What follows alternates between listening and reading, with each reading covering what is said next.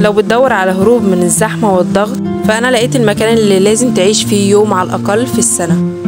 ده يومي في قرية لسيرينا في العين السخنة.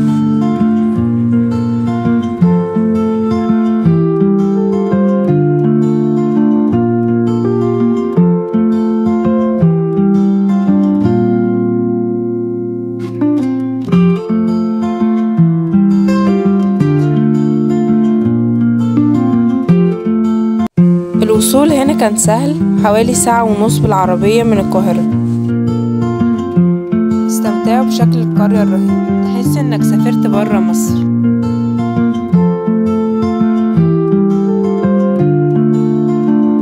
وهنا خدنا اساور لازم نبقى لابسينها طول ما احنا موجودين في القرية. وملحوظة الناس اللي مش معاها عربية مش بتدخل، العربيات بس هي اللي بتدخل. ولو معاك شنط او حاجات بيبقى في حاجة اسمها عربية كده اللي هي بتاعت نقل داخلي، بيجولك يشيلوا حاجات بتاعتك ويوديها لك لعند الشاليه بتاعك.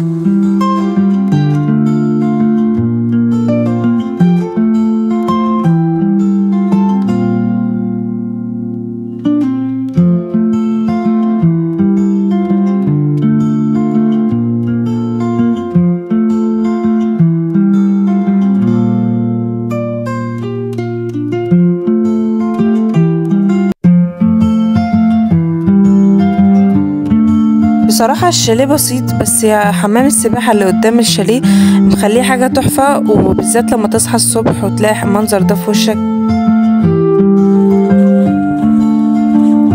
قلبي كان هيموت من الفرحة وانا بشوف البحر قدامي كده، ولا شعور انك تنزل البحر تبقى جواه كده.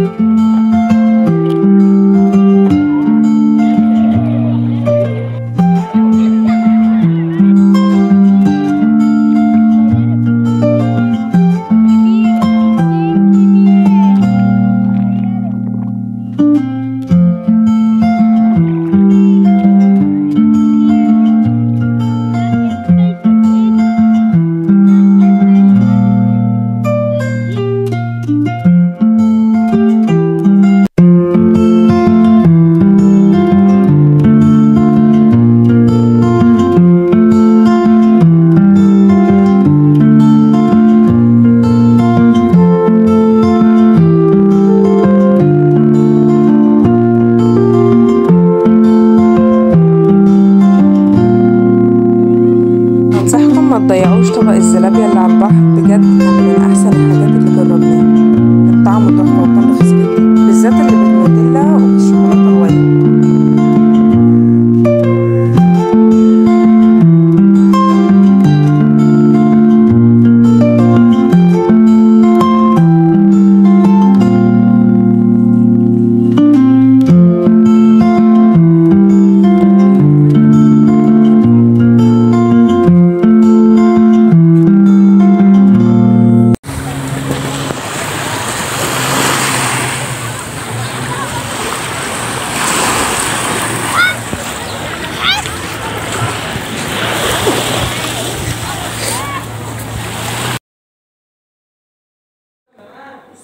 مش مهم، تمام. خد.